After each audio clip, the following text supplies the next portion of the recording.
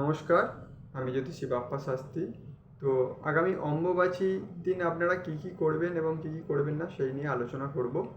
তো প্রথমেই বলি অম্বুবাচী কবে পড়ছে এবং কবে শেষ হচ্ছে সেটা নিয়ে আগে আপনারা শুনুন। আগামী 22শে জুন 7ই আষাঢ় রবিবার 2:57 দুপুর 2:57 অম্বুবাচী পড়ছে এবং অম্বুবাচী শেষ হচ্ছে আগামী 25শে জুন 10ই আষাঢ় বুধবার দুপুর 3:21 পর্যন্ত অম্বুবাচী থাকছে।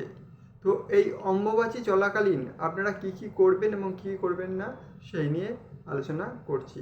তো প্রথমেই বলি অম্বুবাচীর দিন আপনারা কী কী করবেন না, সেটি হলো অম্বুবাচীর দিন অম্বুবাচী চলাকালীন এই রবিবার থেকে বুধবার পর্যন্ত অম্বুবাচী চলাকালীন আপনারা কোনো মাটি খনন করবেন না, কোনো জমি বা মাটিতে কোনো দিন আপনারা চাষাবাদ করবেন না। এই 4টে দিন মাটি খনন করবেন না এবং পোড়া কোনো খাবার না খাওয়ার চেষ্টা করবেন, যতটা পারবেন অ্যাভয়েড করবেন পোড়া খাবার খেতে।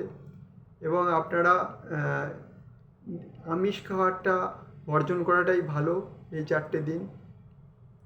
এবং আপনারা আর কি করবেন, সাথে সাথে কোনো জমি বা কোনো বাড়ি এরকম ক্রয় করবেন না এই 4 দিন এবং কাউকে ধার দেবেন না এই 4 দিন।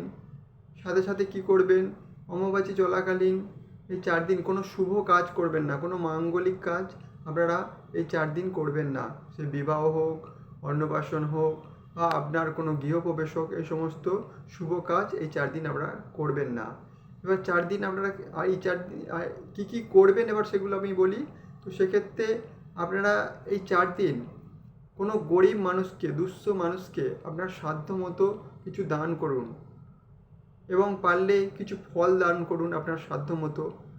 আর এই 4 দিন আপনারা কিছুটা ফলমূল খাবেন পারলে, এগুলো করবেন। কোনো গরিব মানুষকে দান করবেন, এইগুলো আপনারা করবেন এবং এইগুলোই আপনারা করবেন।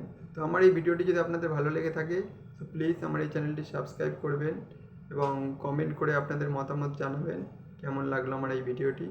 ধন্যবাদ।